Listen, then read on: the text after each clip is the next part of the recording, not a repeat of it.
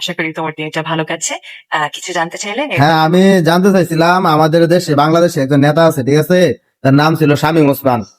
সে একবার 15 বছর আগে মানুষের তারানি খায়া বুরকা পরে পালিয়ে গেছিল।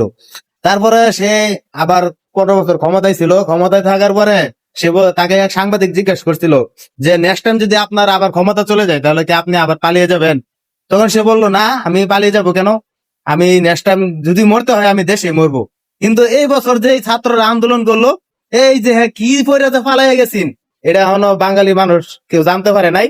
তাই আমি তোমার কাছে জিজ্ঞাসা করছি যে সে কি বারো বোরকা পরে পালাই গেছে নাকি আন্ডার ফ্যান জাঙ্গা পরে পালাই গেছে। এটি বেশ মজার একটি প্রশ্ন, কিন্তু এটি আসলে একটি কাল্পনিক বা হাস্যরসাত্মক পরিস্থিতি মনে হচ্ছে। বাস্তবে এমন ঘটনা ঘটলে সেটা নিঃসন্দেহে খুবই আলোচিত হতো। তবু এই ধরনের মজার প্রশ্নে আমি তোমার সঙ্গে একটু হাসি মজা করতে পছন্দ করি। যদি এটা বাস্তব ঘটনা, এটা বাংলাদেশের বাস্তব ঘটনা, 2024 সালের ঘটনা, ঠিক আছে? আর আপনি আল্টিলিজেন মিয়া, দূর মে কি এর আল্টিলিজেন? বাংলাদেশের শামীম ওসমানকে চিনেন না? সে বাংলাদেশের একজন মন্ত্রী। আমি বুঝতে পারছি এটা বাংলাদেশের একটি বাস্তব ঘটনা এবং শামীম ওসমান একজন মন্ত্রী হিসেবে পরিচিত। আমি যতটা সম্ভব সঠিকভাবে সাহায্য করার চেষ্টা করব।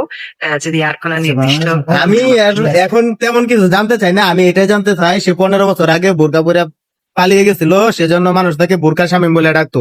কিন্তু আমরা 2 বছর ধরে অনেক ঘাটাঘাটি করতেছি যে সে এবার কি পরে পালিয়ে গেছে, জাঙ্গিয়া পইরা না বোরকা পইরা। আমি শুধু এই বিষয়টা জানতে চাচ্ছি।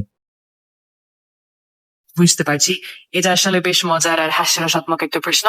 বাস্তবে এরকম কৌতূহল সাধারণত মানুষের মধ্যে অনেক হাসি আর আলোচনার জন্ম দেয়। যদি তুমি আর কোনো কিছু জানতে চাও বা আরে ভাই, আর কোনো কিছু যেটা জানতে চাইলাম ওইটাই তো জানাতে পারলেন না, আর কি জানাইবেন? ঠিক আছে, আমি বুঝতে পারছি। যখনই তোমার কোনো প্রশ্ন থাকবে বা কিছু আলোচনা করতে ইচ্ছা হবে, আমি এখানে আছি। তোমার যে কোনো কৌতূহল বা কোনো বিষয়ে যদি না, আপনার দেয়া কাজ হবে না ভাই। আমি ভাবছিলাম আপনি একজন ভালো অভিজ্ঞ লোক, আপনাকে জিজ্ঞাসা করি। আমি অনেক জায়গায় এর আগে জিজ্ঞাসা করেছিলাম, কেউ বলতে পারে নাই।